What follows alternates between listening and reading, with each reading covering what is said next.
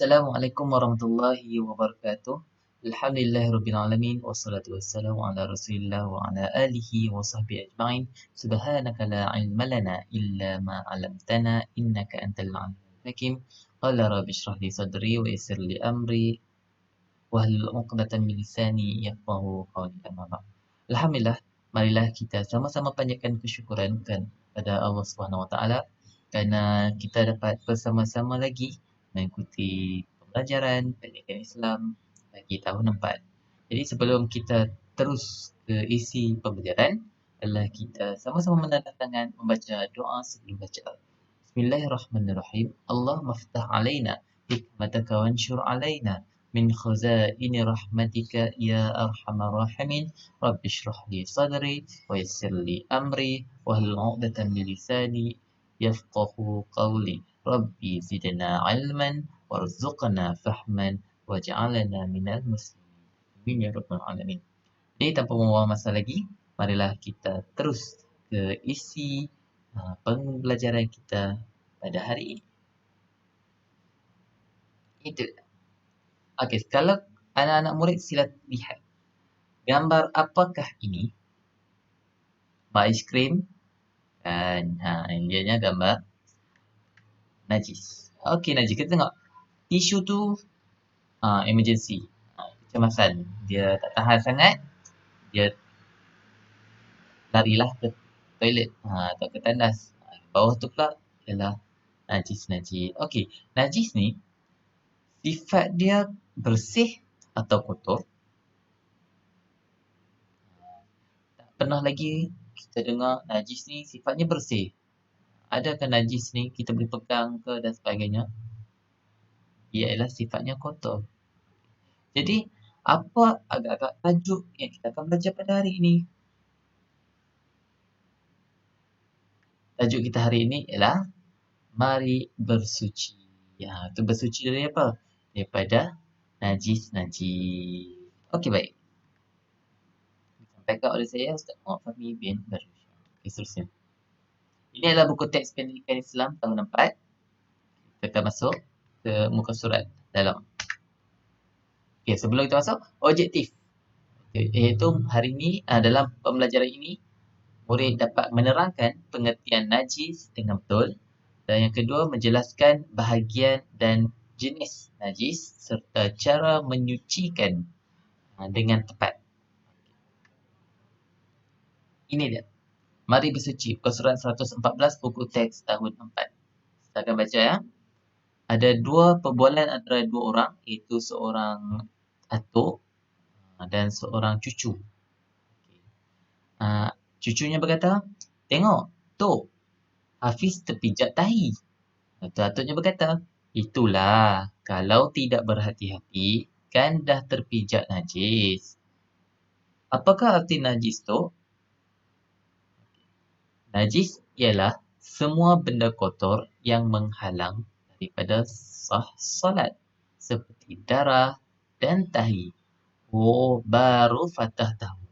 Okey, dalam perbualan ini, atuknya telah menerangkan apakah itu najis.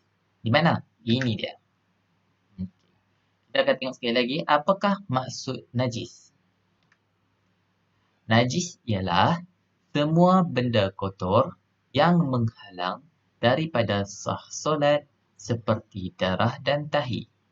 Najis ialah semua benda kotor yang menghalang daripada sah solat seperti darah dan tahi. Okay, najis ni dia benda kotor yang halang daripada sahnya solat. Kalau kita kotor, solat kita sah ke tak? Maksudnya kita terpijak tahi ke apa ke? Adakah kita punya solat sah? Semestinya tidak. Sebab apa? Najis ialah semua benda kotor yang menghalang daripada sah solat. Contohnya, darah dan tahi. Darah tu, kalau kita contohlah, kita tergaru-garu, itu darah. Luka kan? Masa lepas tu terkena baju dan kita nampak semua. Jadi solat kita tak sah. Okay, seterusnya. Jenis najis. Najis ni ada beberapa jenis. Kita pun tak tahu kan. Maksudnya najis ni kalau kita kata najis, semua sama je. Tak. Najis ada 3 jenis. Kita tengok najis mukhaffafah, najis mutawassitah, najis mughallazah. Kita akan tengok satu persatu. Yang pertama ialah najis mukhaffafah. Apa itu najis mukhaffafah? Air kencing kanak-kanak lelaki yang berumur 2 tahun ke bawah yang tidak makan dan tidak minum kecuali susu ibunya sahaja. Kanak-kanak lelaki, bukan perempuan. Perempuan lain, perempuan tak dikira mukhaffafah. Okey, air kencing kanak-kanak lelaki yang berumur 2 tahun ke bawah yang tak makan, tak minum. Yang masih belum makan nasi ke, yang masih belum makan apa-apa kecuali susu ibunya sahaja. Kalau baby tu atau bayi tu dah makan something, roti ke dan sebagainya, dikira najis mukhaffafah atau tidak? Semestinya tidak. Sebab dia sudah makan. Kalau kita nak mukhaffafah, belum, tidak makan, tidak minum kecuali minum susu ibunya sahaja. Itu ialah najis mukhaffafah, air kencing. Contoh kita ada adik lelaki, bayi lagi, ya, masih lagi menyusu, air kencingnya terkena baju kita. Jadi, itu dikira najis mukhaffafah. Nak solat boleh tak? Nanti lepas ni kita akan tengok cara nak cuci najis-najis ini. Okey, seterusnya. Seterusnya ialah najis mukhaffafah. Najis selain najis mughallazah dan najis mukhaffafah. Contoh, air kencing, dahi dan darah.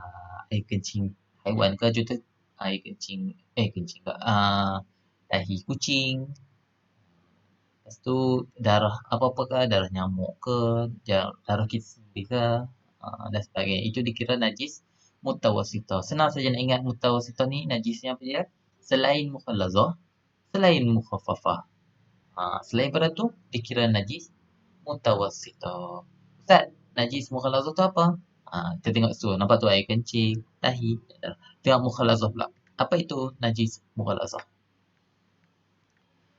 Najis mughallazah, anjing, babi dan kotorannya serta segala perkara yang berkaitan dengan kedua-duanya. Contoh, air kencing, air liur dan darah kedua-duanya. Mughallazah senang. 2 haiwan, iaitu anjing dan babi. Serta segala perkara yang berkaitan. Anjing, babi, segala berkaitan dengan anjing dan babi. Contohnya air kencingnya, dia kencing kena mana-mana ke, kena dinding ke, kena pili ke, kena paip ke. Okey, seterusnya air liur anjing, meleleh terkena tangan, tu dikira najis mughallazah. Darah dan sebagainya. Jadi kita boleh sentuh tak anjing, tu najis mughallazah, tak boleh. Apatah lagi babi, itu ialah najis mughallazah. Okey, seterusnya kita akan lihat cara membersihkan najis-najis tadi. Dengan yang pertama dulu iaitu najis mukhaffafah. Senang saja macam mana nak sucikan atau bersihkan najis mukhaffafah. Renjiskan air yang mutlak ke tempat terkena najis. Air mutlak, renjiskan. Tangan, hanya renjis-renjis. Ataupun kalau zaman sekarang orang guna spray. Spray ke tempat yang kena najis. Apa itu najis mukhaffafah? Air kencing bayi bawah 2 tahun, tak makan, tak minum, hanya minum susu ibunya. Kalau terkena baju kita ke, terkencing atas kita ke, jadi nak cucikan macam mana? Cuma ambil air, renjis atau spray. Itu sahaja. Yang kedua, najis mutawassitah. Macam mana nak sucikan dia? Hilangkan najis yang terkena pada badan, pakaian atau tempat. Okay, mula-mula hilangkan dulu.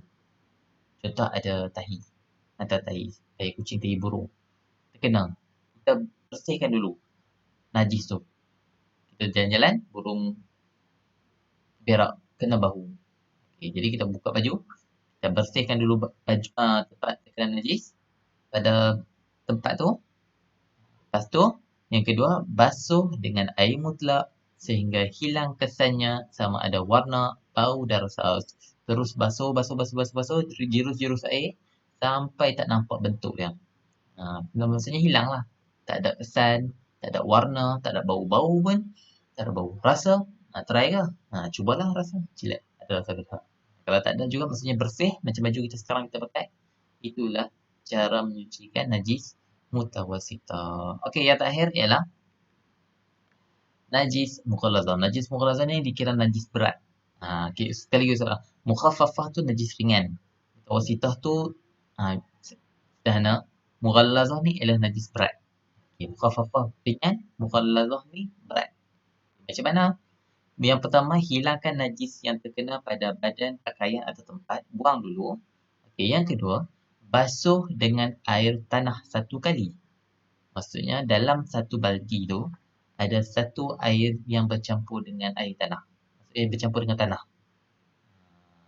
Yang ketiga, basuh dengan air mutlak 6 kali. Air mutlak, air bersih, air kosong sebanyak 6 kali hingga hilang bau, warna dan rasa. Kena cukupkan cara basuhan ni. Contoh kalau kita buat satu air tanah, 5. Tak ikut hukum lah, tak cukup. Salah. Jadi kena buat lagi. Contoh 7 air mutlak. Boleh tak boleh? Tak boleh. Maksudnya dia kena tetap juga 6 air mutlak, 1 air yang bercampur dengan tanah. Itu sahaja cara-cara membersihkan najis-najis. Okey, baik. Saya rasa itu sahaja untuk sesi perkongsian pengajaran pada hari ini. Semoga anak-anak murid terus belajar, membaca dan ingat kerana hukum-hukum ni ialah berkaitan dengan kehidupan kita seharian. Bukannya hari ni kita belajar, esok kita dah tak guna benda tu. Jadi kita akan sentiasa menggunakan benda ni. Hari-hari kita akan jumpa najis. Jadi harap semua faham. Sekarang pertanyaan dan semua nanti kita akan terus kongsikan. Jumpa lagi di sesi pengajaran dan pembelajaran yang lain. Sekian. Assalamualaikum warahmatullahi wabarakatuh.